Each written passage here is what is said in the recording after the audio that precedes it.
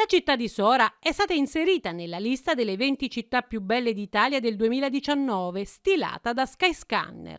Il noto portale di ricerca viaggi ha pubblicato nei giorni scorsi l'elenco delle città italiane da scoprire, ognuna con la propria storia e le proprie bellezze, nelle tante meraviglie nascoste del bel paese. Il portale invita i visitatori a Sora, gioiello del Lazio meridionale. Piazze assolate, abbazie antiche e vicoli stretti caratterizzano il centro storico, e poi il castello di San Casto e Cassio e tanto altro ancora. Un riconoscimento importante per la città volsca, che torna per la seconda volta nella lista di città da scoprire di Skyscanner.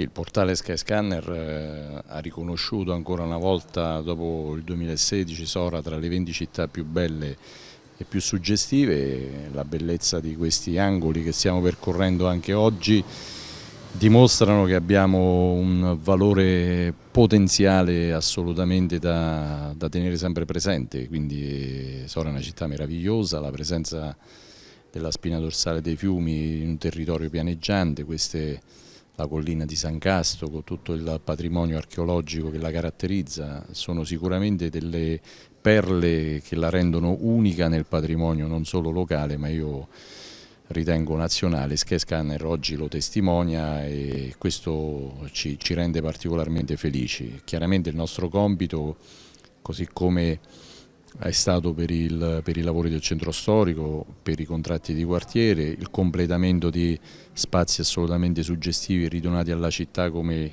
il giardino che tra poco verrà inaugurato su Piazza Maria Ross, quello a Piazza San Rocco. Sono ulteriori elementi che ci raccontano una città che deve insistere proprio su questo patrimonio, sulla valorizzazione di quelli che sono i beni culturali paesaggistici, e recuperare anche attraverso il centro storico quelle che sono poi le tradizioni artigianali, una piccola economia che ancora ha un senso e che può ancora raccontare di una città che può essere innovativa anche nel solco della tradizione. Quindi il nostro dovere come amministratori non solo essere felici di questo riconoscimento, ma impegnarci ancora di più a che possa essere foriero di ulteriori raggiungimenti di grandi traguardi e soprattutto di un'elevazione del tessuto socio-economico della città.